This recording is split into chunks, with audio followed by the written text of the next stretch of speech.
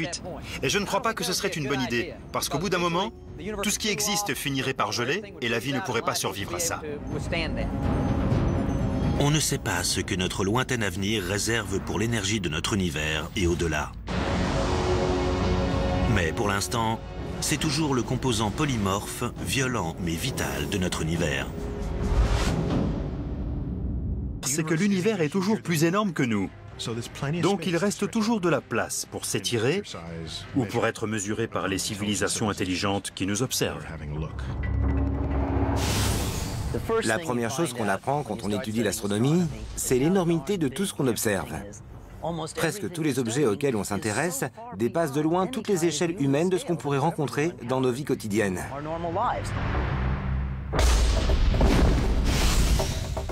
L'univers regorge d'objets gigantesques. La Terre est la 5e plus grosse planète de notre système solaire.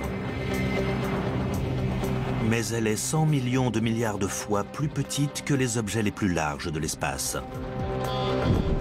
Alors, qui détient le titre tant convoité d'objet le plus gros de l'univers?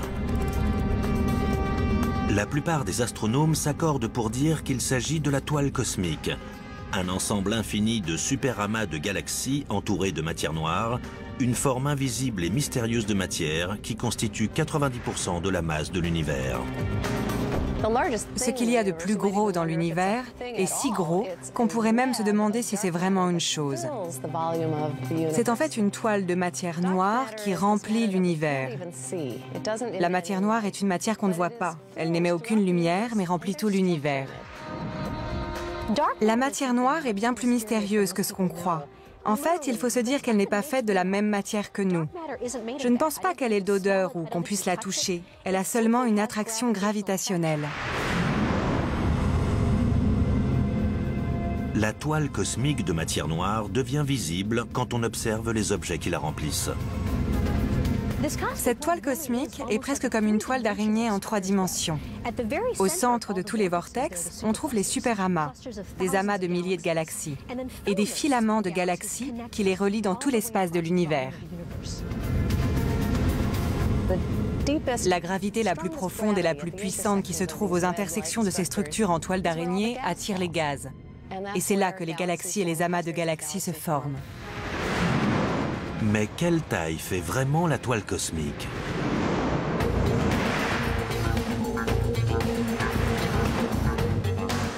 Si la Voie lactée faisait la taille d'une graine, alors l'univers observable, c'est-à-dire tout ce qu'on peut voir, ferait la taille d'un grand stade de foot. Il faut imaginer que ce volume entier est rempli de toiles cosmiques, avec des superamas de galaxies reliés entre eux d'un bout à l'autre de l'univers.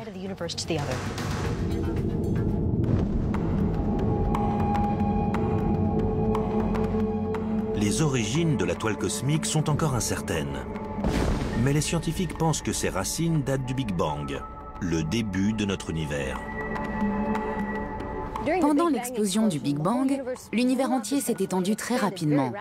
Donc la toile de matière cosmique contient toute la matière originelle qui a été créée pendant l'explosion du Big Bang, mais dans une forme très très étendue qu'on connaît aujourd'hui.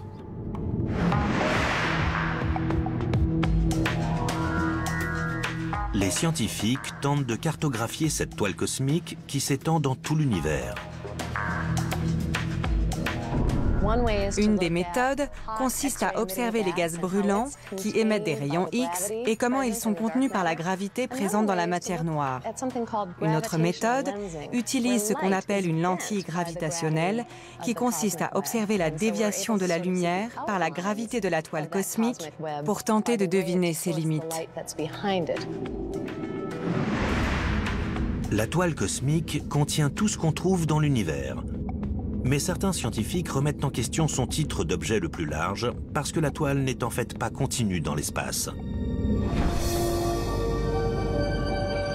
La toile cosmique n'est pas le plus gros objet lié par la gravité de l'univers, parce que toute la matière de l'univers s'est tellement étendue que la force de la gravité n'a pas suffi à la concentrer dans une seule zone, alors que les superamas de galaxies sont bien liés par la gravité. Ce qui veut dire que leur masse est suffisamment importante pour produire la gravité nécessaire pour les garder accrochés dans le temps.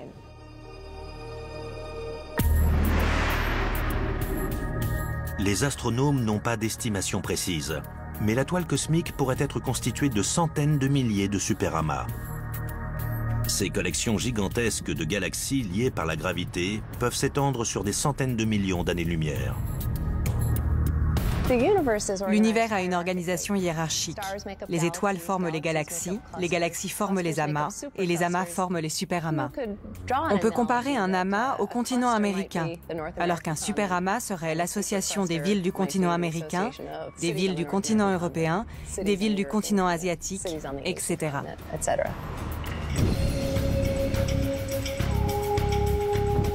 Le superamas de galaxies qui détient actuellement le record de taille est appelé le superamas de Shapley. Cette région dense de galaxies fait 400 millions d'années-lumière de long. Il faudrait des millions de milliards d'années à la plus rapide des navettes spatiales pour le traverser. Le superamas de Shapley comprend plusieurs constellations et se trouve à presque 650 millions d'années-lumière de notre Voie lactée.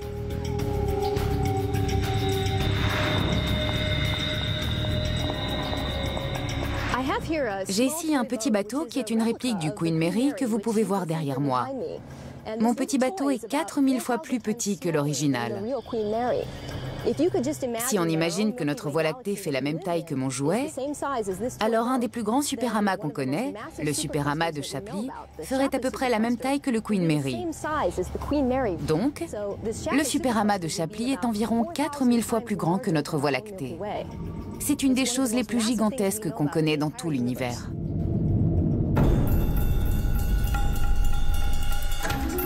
Les astronomes ont découvert les superamas dans les années 50.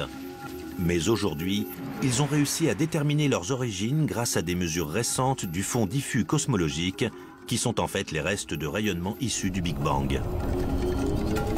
On a conclu que tous les superamas, y compris celui de Shapley, se sont formés au même moment que notre univers, il y a 13 milliards d'années. Pendant que l'univers évolue et s'élargit, la gravité agit comme une force d'attraction. Donc n'importe quelle région qui a un peu plus de densité attire de plus en plus de matière. Le superamas de Shapley est en fait une accumulation de nombreuses petites galaxies qui ont été absorbées. Et c'est comme ça qu'il est devenu si gros. Et même si cela semble incroyable, les scientifiques pensent que le superamas de Shapley pourrait être encore plus gros qu'on le croit. En fait, on ne voit peut-être qu'une petite fraction de ce que contient vraiment le superamas de Shapley. Quand le Wide Field Infrared Survey Explorer sera lancé, on devrait pouvoir observer l'espace 10 fois plus loin qu'autrefois. Et peut-être qu'on découvrira que le superamas de Shapley est en fait beaucoup plus grand que ce qu'on pensait. Les superamas de galaxies resteront liés avec le temps grâce à la gravité. La gravité les maintient attachés. Donc même si l'univers s'agrandit avec le temps, ces superamas de galaxies resteront collés et en orbite les uns par rapport aux autres.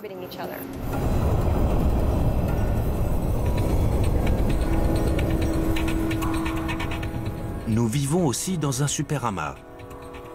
Mais comparé à celui de Shapley, sa taille est 2 fois plus petite et sa masse 10 fois inférieure à celle du géant. Notre Voie lactée fait partie d'un petit amas qu'on appelle le groupe local, qui fait lui-même partie d'un amas plus important, appelé l'amas de la Vierge. On est sur l'extérieur de celui-ci. C'est un peu comme notre adresse. On vit sur cette rue, dans cette ville, dans cette région et dans ce pays. La Voie lactée fait partie d'ensembles plus importants. Les superamas de galaxies sont les quartiers les plus habités de l'espace. Mais ils entourent des régions aussi étendues dans lesquelles on ne trouve presque rien.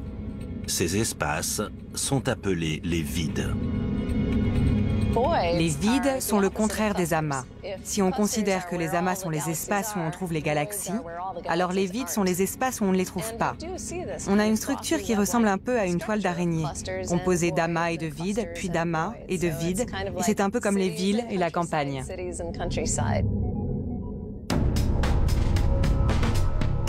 Le vide le plus important de l'univers s'appelle le Bouvier. Il tire son nom de la constellation dans laquelle il se trouve. Cet espace presque vide s'étend sur 250 millions d'années-lumière, ce qui correspond à 25 galaxies de Voie lactée mises les unes à côté des autres. Si on regarde dans n'importe quelle direction du cosmos, on voit quelque chose, un truc. Partout où on regarde, il y a quelque chose, et pourtant, il y a ce trou gigantesque qui ne contient rien. with nothing in it.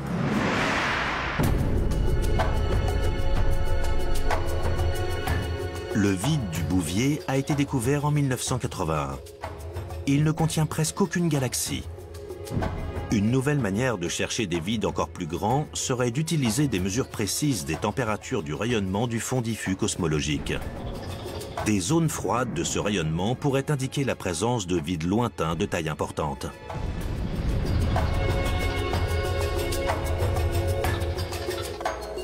L'histoire de leur formation est plus ou moins l'inverse de celle des amas. Les vides ont sûrement débuté dans les premières microsecondes du Big Bang, en tant que régions à densité réduite. Mais avec le temps, elles sont devenues de moins en moins denses. Toute la matière s'est éloignée pour rejoindre les amas, laissant les vides de plus en plus privés de matière, jusqu'à n'y laisser que quelques galaxies naines qu'on observe de nos jours. Les vides et les superamas ne sont que des exemples des monstres contenus dans cette structure plus importante qu'est la toile cosmique. Mais cette toile abrite également d'autres objets immenses, comme des bulles colossales qui pourraient contenir les réponses des énigmes de la formation des galaxies.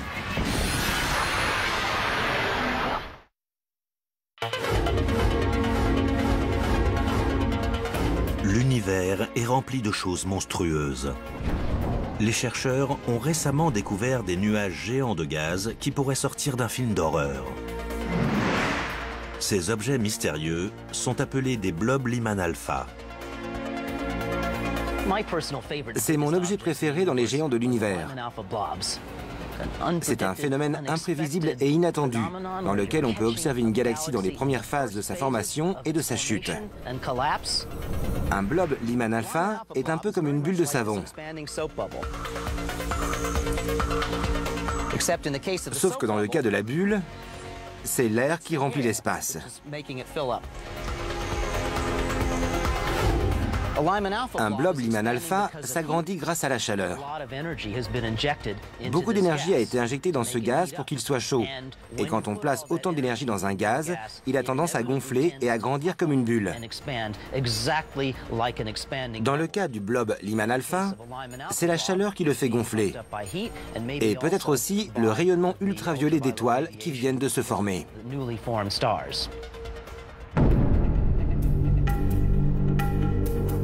Le plus gros blob Lyman alpha connu est une structure en forme d'amibe qui ressemble à une méduse géante de couleur verte. Elle est large de 200 millions d'années-lumière et se situe dans la constellation du Verseau. Quand on observe le blob Lyman alpha, on voit des gaz qui s'insinuent parmi ses premières étoiles et galaxies. C'est un peu comme une forme amorphe d'environ 30 blobs séparés. C'est gigantesque. La structure doit faire environ 3000 fois la taille de notre Voie lactée. À Hawaï, les télescopes Keck et Subaru contiennent des filtres spéciaux qui permettent d'observer ce blob lointain et ses tentacules incurvés.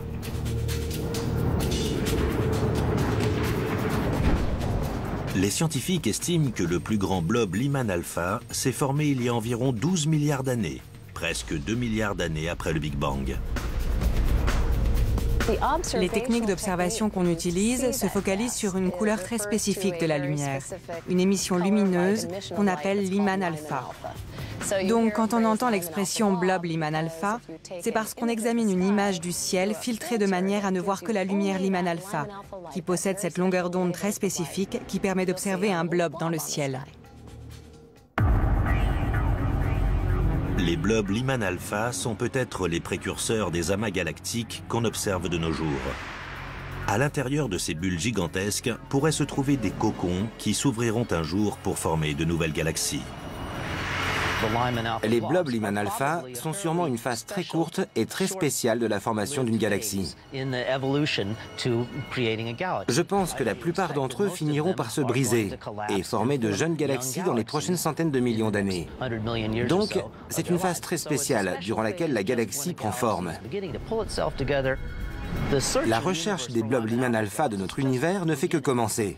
On en trouvera très prochainement beaucoup d'autres, et peut-être même des plus gros encore.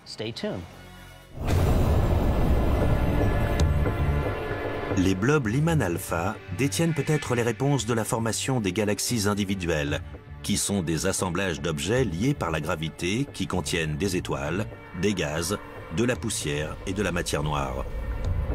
On trouve au moins 100 milliards de galaxies individuelles dans notre univers observable. Leur taille va de 10 000 à plusieurs millions d'années-lumière.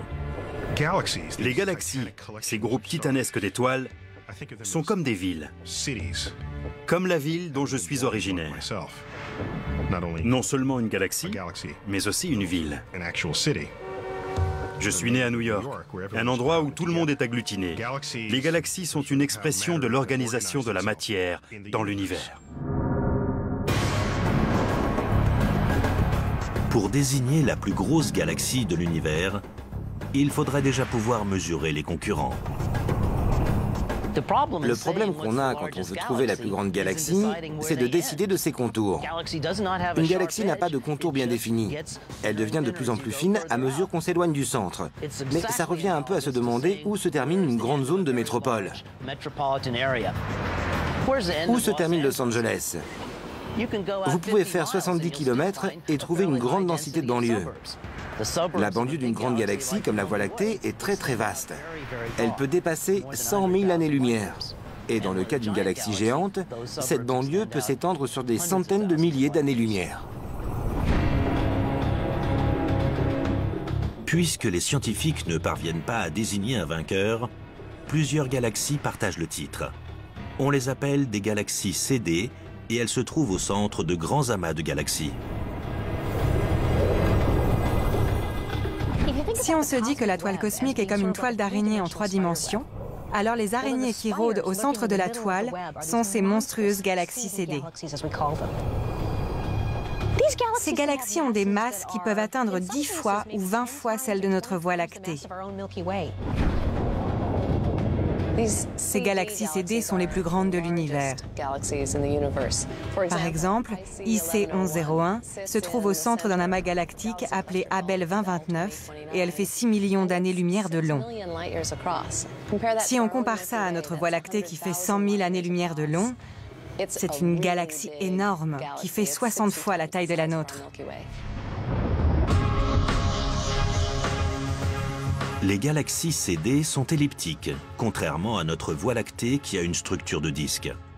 C'est parce qu'elles ont atteint leur taille en absorbant des tas d'autres galaxies.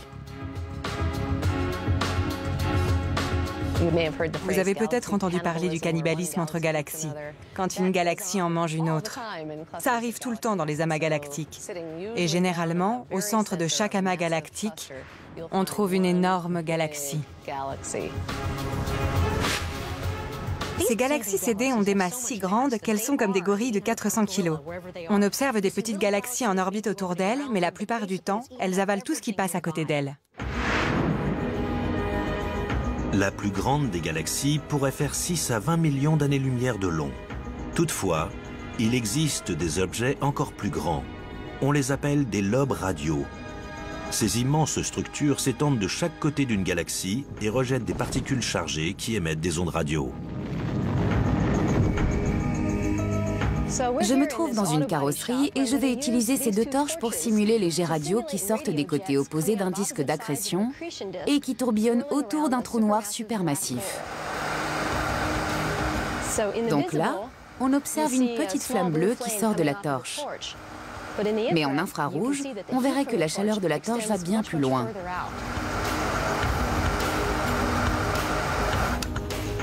De la même façon, les jets radio qu'on voit en optique sont très différents de ce qu'on observe pour les ondes radio.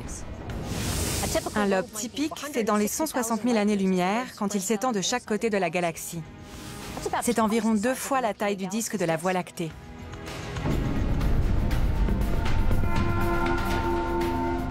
Les astronomes pensent que les lobes radio tirent leur énergie des trous noirs supermassifs situés dans des quasars. Ce sont les centres lumineux de la plupart des galaxies actives.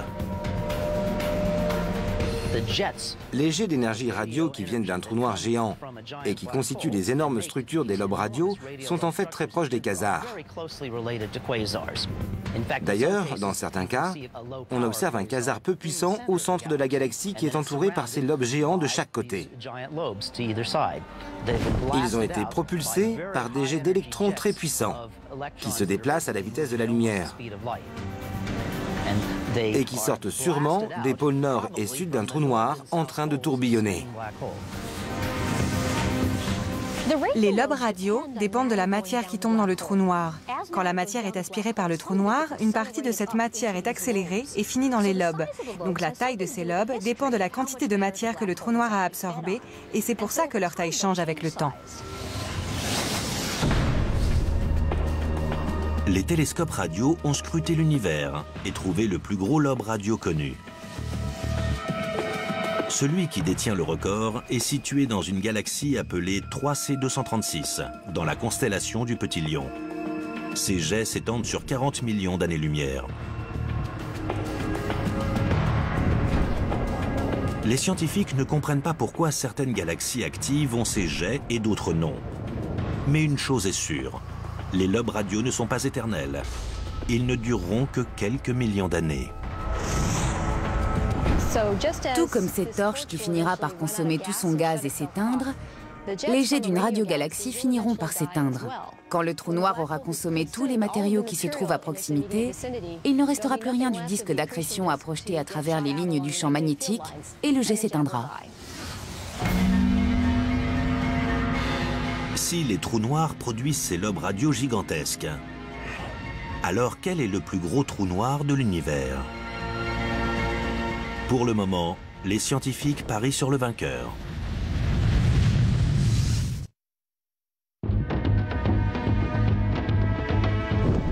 Quand on parle des géants de l'univers, certains trous noirs méritent leur place dans le livre des records. Un trou noir est une région de l'espace dans laquelle l'attraction gravitationnelle est si grande que rien ne peut lui échapper, pas même la lumière.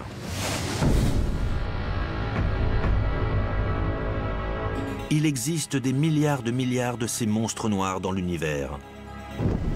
On les classe en deux catégories de taille. La plupart sont des trous noirs à masse stellaire, avec une masse 5 à 100 fois supérieure à celle de notre Soleil.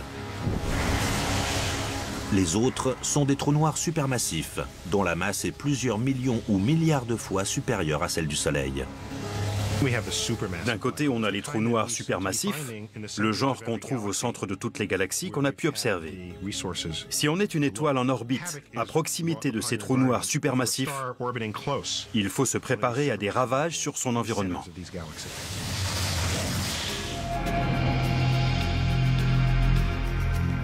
Les trous noirs ne sont en fait pas très grands.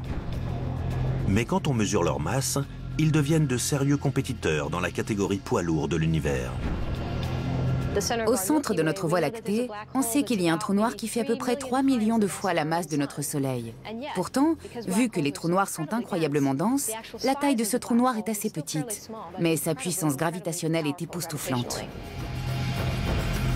Comme le suggère leur nom, ces monstres noirs sont aussi sombres parce qu'aucune lumière ne peut leur échapper. Donc, on ne peut les observer que quand leur gravité affecte un autre objet spatial, comme une étoile, ou quand ils absorbent de la matière.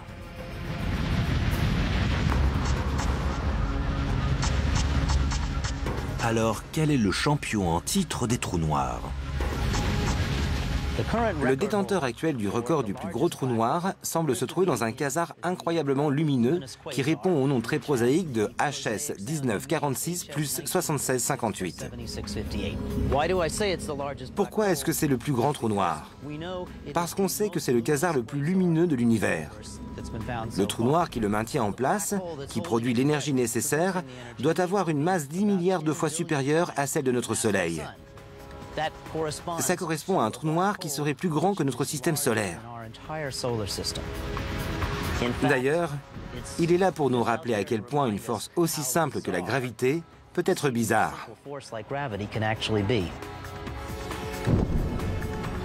Le plus grand des trous noirs supermassifs exerce sa puissance au centre d'une galaxie. Mais il existe d'autres objets lumineux dans l'univers. D'ailleurs, certains d'entre eux semblent être présents partout. Quand on observe le ciel nocturne, on voit des étoiles, des petits points lumineux qui sont en fait des boules de plasma lumineuses. Même si elles ont l'air petites vues de la Terre, les étoiles sont de tailles différentes et vont des naines rouges, qui font environ 1/12e de la masse de notre Soleil, aux supergéantes bleues ou blanches, qui peuvent atteindre 150 fois la masse solaire. Notre Voie lactée contient 100 milliards d'étoiles, dont notre Soleil qui a une masse 300 000 fois supérieure à celle de la Terre. Et cette balise cosmique est une vraie centrale électrique pour notre système solaire.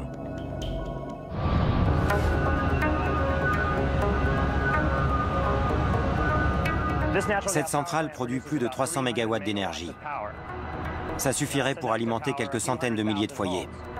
Mais ce n'est qu'une toute petite fraction de l'apport en énergie de notre Soleil. La puissance du Soleil est environ 2 milliards de fois supérieure à celle de cette centrale. C'est pour ça qu'il est capable de réchauffer notre planète tout entière. Pourtant, le Soleil est loin d'être la plus grosse ou la plus puissante des étoiles. Les étoiles les plus puissantes sont environ 1 million de fois plus puissantes que le Soleil. Si on devait comparer ça avec le barrage Hoover, il faudrait imaginer 30 millions de barrages par personne sur la planète pour générer autant d'énergie. À l'échelle humaine, c'est très difficile d'imaginer autant de puissance.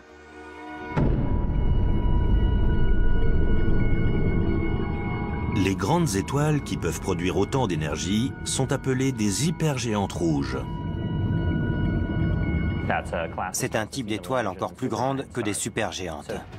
Généralement, des étoiles comme le Soleil transforment de l'hydrogène en hélium pour créer de l'énergie. Mais les étoiles hypergéantes ont déjà consommé tout l'hydrogène de leur noyau et utilisent celui qui se trouve autour du noyau pour le fusionner en hélium. Et c'est ce qui les rend si chaudes. C'est toute cette énergie qui fait gonfler les étoiles et elles se retrouvent avec une très grande surface qui peut atteindre la taille de l'orbite terrestre, voire plus. Dans le vaste champ des hypergéantes rouges, il semblerait que VY Canis Majoris ait le diamètre le plus important. Il est 2000 fois plus large que celui du Soleil. Il faudrait 26 000 ans à la plus rapide des voitures de course pour en faire le tour. Cette championne stellaire se trouve à environ 5000 années-lumière de la Terre, dans la constellation du Grand Chien. Si on remplaçait notre Soleil par VY Canis Majoris, si on mettait cette étoile hypergéante à la place du Soleil, son rayon irait plus loin que l'orbite de Saturne. Il couvrirait environ 9 fois la distance entre le Soleil et la Terre. Son diamètre serait bien plus large que celui du Soleil. Les astronomes déterminent le rayon d'une étoile de cette taille en examinant sa température. On utilise des mesures de la température à la surface de l'étoile, ce qu'on peut déterminer en observant sa couleur. Ensuite, on mesure la luminosité de cette étoile et en combinant ces deux informations, on peut déterminer sa surface totale et en déduire son diamètre. Pour ça, il faudrait qu'on puisse avoir une estimation précise de sa luminosité et de sa température à partir de sa couleur. La plupart du temps, elles ont juste l'air de petits points lumineux et on est incapable d'en avoir une vision précise. En revanche, il existe de nouveaux instruments qu'on appelle des interféromètres et qui sont capables d'analyser des sources lumineuses très petites comme des étoiles. Dans certains cas, on a même réussi à obtenir des mesures directes des dimensions stellaires.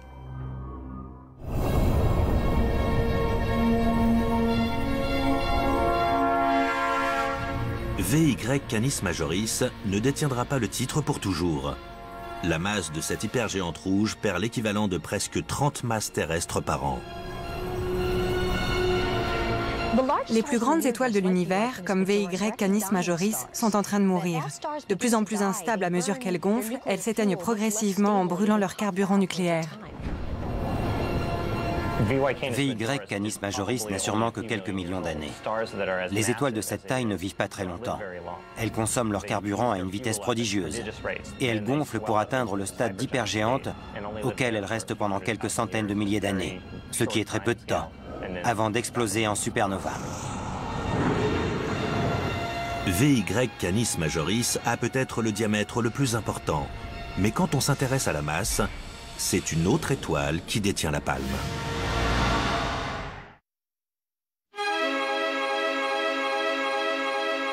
Dans le vaste monde des étoiles, il y a de nombreuses concurrentes pour décrocher le titre de l'étoile la plus grosse de l'univers. Mais en fait, la grosseur d'une étoile peut désigner deux choses différentes. Quand on parle de la plus grosse étoile, on peut vouloir dire deux choses. Soit l'étoile avec le diamètre le plus important, soit celle avec la masse la plus importante. La masse est la mesure de la quantité de matière qui nous compose.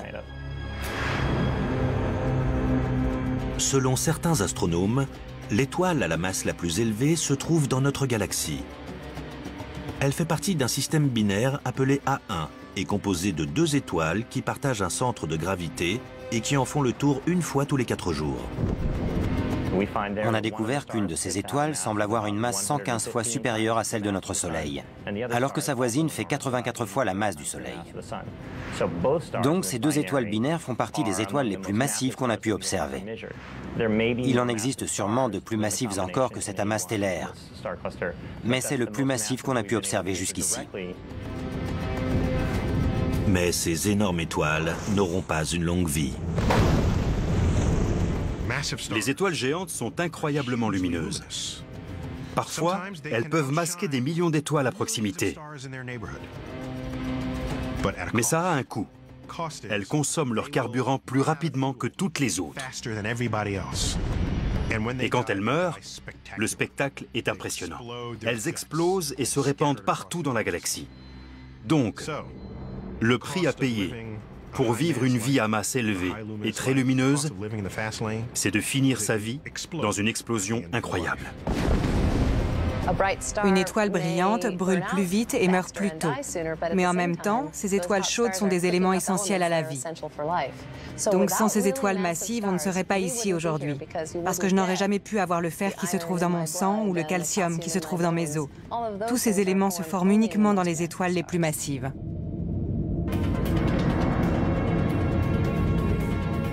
Les humains tirent leurs éléments essentiels des étoiles massives. Mais il nous faut aussi une planète avec une surface solide sur laquelle évoluer.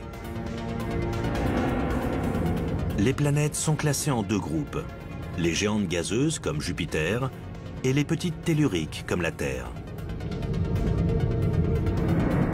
Jupiter est la plus grande planète de notre système solaire et la Terre est en 5e position. Pourtant, même si Jupiter règne en maître dans notre petit quartier galactique, c'est loin d'être la plus grosse planète de l'univers. La plus grande planète dont on connaît le rayon est appelée TRES-4. Elle tire son nom du relevé transatlantique d'exoplanètes qu'il a découverte dans la constellation d'Hercule en 2006. TRES-4 est inhabituellement grande par rapport à sa masse. On peut mesurer son rayon directement, et il est assez inhabituel. Il est 70% de fois supérieur à celui de Jupiter, et pourtant sa masse ne fait que 80% de celle de Jupiter. Sa densité est équivalente à un bouchon de liège ou à de la crème chantilly. Si on regarde la Terre, c'est une planète tellurique, très dense. Et les géantes gazeuses comme Jupiter sont constituées de gaz et d'eau comprimée, ainsi que d'autres substances chimiques qui sont aussi très comprimées. À côté de ça, TRES-4 est un chamallow. Même si TRES-4 est légère par rapport à sa taille, elle est quand même 18 fois plus grosse que la Terre. Les scientifiques ne savent pas très bien comment elle a pu atteindre cette taille. Une théorie voudrait que sa proximité à son étoile ait fait chauffer de nombreuses substances chimiques dans son atmosphère, ce qui emprisonne énormément de chaleur similaire à des gaz à effet de serre. Cette planète est à peu près située à 5% de la distance Terre-Soleil de son étoile parente. C'est très très près. En fait, elle est tellement proche de son étoile qu'elle fait le tour de son orbite en 3 jours et demi. Vous pouvez imaginer la chaleur et la force des rayons émis par cette étoile. Et vu que cette planète ne peut pas refroidir, elle ne peut pas rétrécir, parce que quand les gaz sont très chauds, ils gagnent en volume. C'est peut-être ça qui peut expliquer la grande taille du rayon de la planète. TRES-4 est peut-être une planète un peu gonflée. Mais pour ce qui est d'accueillir la vie, les planètes les plus grosses ne sont pas les plus attractives. Ces planètes géantes ne sont faites que de gaz. Elles n'ont pas du tout de structure solide. On ne peut pas se tenir dessus. Donc ce n'est pas vraiment l'endroit où on pourrait s'attendre à trouver de la vie, parce que celle-ci serait constamment soufflée dans l'atmosphère et ce ne serait pas un environnement très propice à son évolution. Cette planète n'est pas habitable parce qu'elle est trop proche de son étoile parente. Elle est grillée par le rayonnement de son soleil. Ce serait un endroit très chaud et très désagréable pour que des humains s'y installent.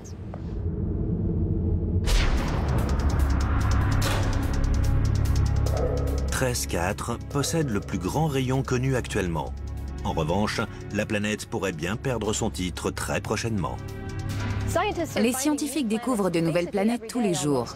Donc, il est très possible qu'on en découvre une nouvelle qui serait encore plus grande que celle-ci. En plus des planètes, les scientifiques découvrent également de nouveaux astéroïdes.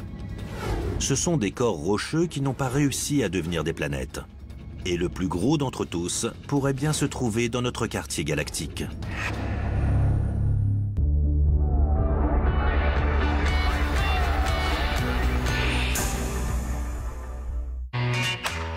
Would you like her to rephrase the question?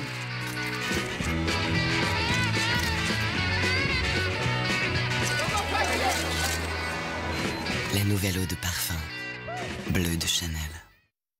Avant elle, j'étais du genre à enchaîner les relations. Ça m'est même arrivé d'en avoir plusieurs en même temps. Mais aujourd'hui, j'ai enfin trouvé la bonne. C'est la première qui me donne envie de penser à l'avenir. Avec ING Direct et son assurance vie sans frais d'entrée ni de versement, pas besoin de payer pour épargner.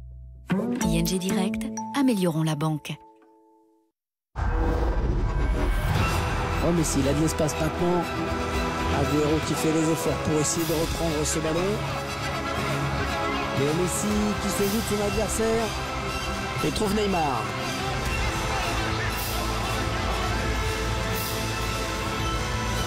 Léo Messi. Oh le but! EA Sports, it's in the game. Disponible maintenant sur Xbox One. Hey, mon nouveau lave-linge a des yeux! Des yeux pour voir quoi? Tes tâches, par exemple. Siemens présente iSensoric, des capteurs intelligents pour un soin du linge haute performance. Siemens, l'extraordinaire se vit au quotidien. Telle que vous la voyez, Anna recherche activement une maison avec jardin.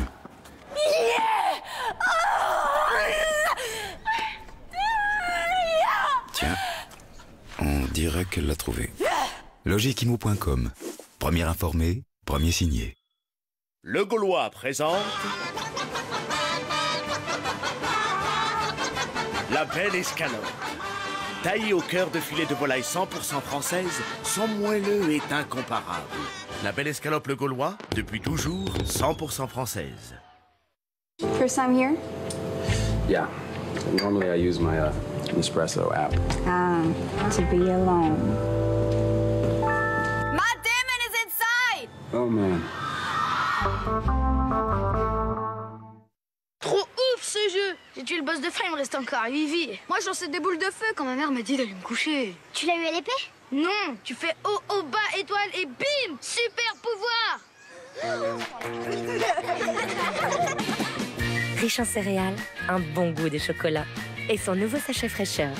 BN, c'est trop bon avec le sourire. Le Grand Chicago Classic fait son grand retour chez McDonald's.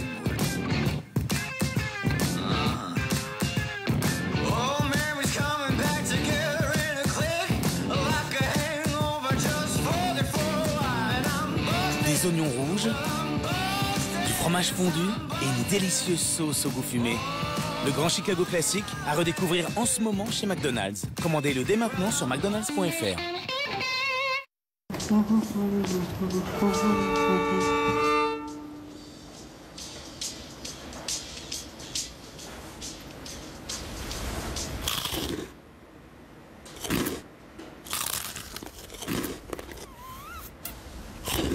Ne laissez pas la musique manger votre forfait. La Poste Mobile et Universal Music lancent le forfait musique avec 2 gigas plus la musique illimitée et non décomptée du forfait à 9,99 € par mois pendant un an, puis 14,99 € en bureau de poste et sur lapostemobile.fr. Pour ceux qui le veulent tout près, des Landes, de Liré ou de Loué. Pour ceux qui l'aiment bio, avec les doigts, à petit prix. Pour les amateurs de grignottes, merci les filles. Et pour vous et toi, Auchan vous propose plein de poulets à des prix poids plume. Le choix au meilleur prix. Auchan. Les nouveaux Sims sont plus vivants que jamais. Nouvel ADN, nouvelles émotions, nouvelles personnalités. À vous de les rendre surprenants. Vous préférez les histoires à 2, à 3? Vous aimez jouer à la poupée? Ou simplement mener la vie dure à vos voisins? Immortalisez vos meilleurs moments ou d'autres plus intimes. Quelle idée allez-vous sortir du chapeau? Vous êtes sûr? Les Sims 4 arrivent. Libérez votre créativité et emmenez vos Sims vers de nouveaux horizons. Les Sims 4, plus vivants, plus surprenants.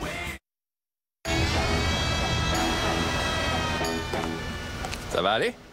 Parce que, je veux dire, c'est plutôt raide comme pente. Je peux peut-être vous aider? Oui. Appuyez sur le bouton, s'il vous plaît. L'Opel Mokka avec système de contrôle en descente, le meilleur de la qualité allemande. C'est une allemande. Élu 4x4 de l'année 2013 et 2014 en Allemagne.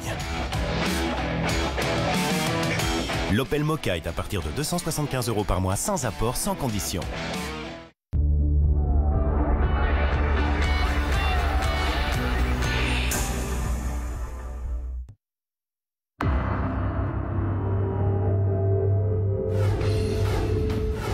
Dans notre système solaire, des milliards et des milliards de restes spatiaux, qui ne sont pas devenus des planètes, ont trouvé refuge dans la ceinture d'astéroïdes.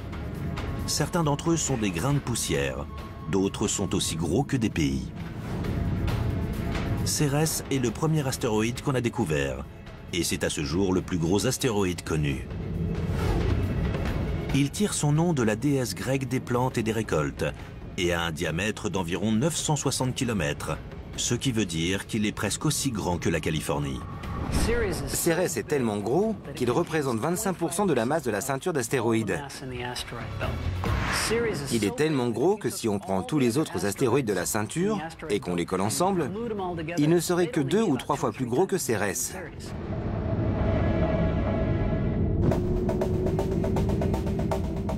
La taille de Cérès le distingue du reste des rochers de la ceinture d'astéroïdes. Il faudrait 10 jours au rover lunaire d'Apollo pour faire le tour de cet astéroïde à 13 km/h. Mais en plus de sa taille, c'est sa forme ronde qui le fait sortir du lot. Il y a des tas d'astéroïdes en forme de patates dans la ceinture de notre système solaire. La plupart sont des bouts de roches difformes. Cérès est assez grand et massif pour que sa gravité surpasse la force des roches qu'il contient. Et à chaque fois que ça se produit, on obtient une sphère.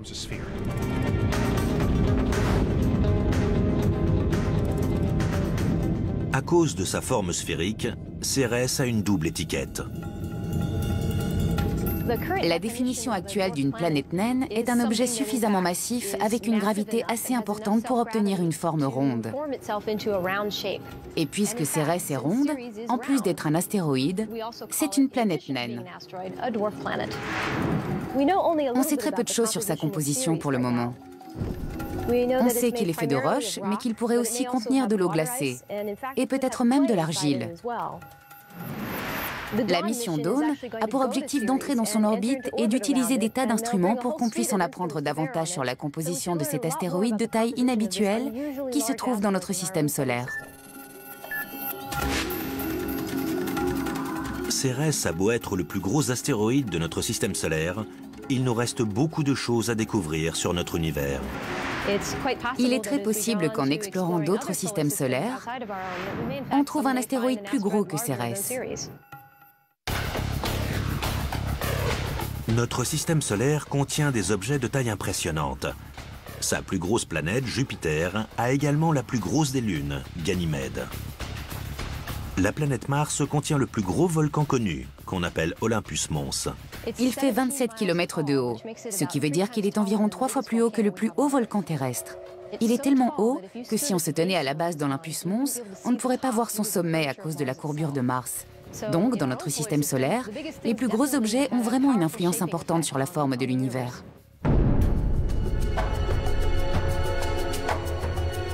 On pourrait se dire que le Soleil décroche de loin la palme de l'objet le plus large de notre banlieue cosmique.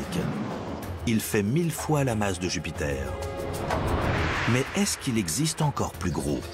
Le plus gros objet associé à notre système solaire est le nuage de Oort. C'est un nuage très diffus de comètes qui recouvre la moitié de la distance qui nous sépare de notre étoile la plus proche, Alpha Centauri. Alpha Centauri se trouve à environ 4 années-lumière de la Terre. Les astronomes estiment qu'il faudrait à une navette spatiale des centaines de milliers d'années pour atteindre les rebords du nuage d'Oort. Le nuage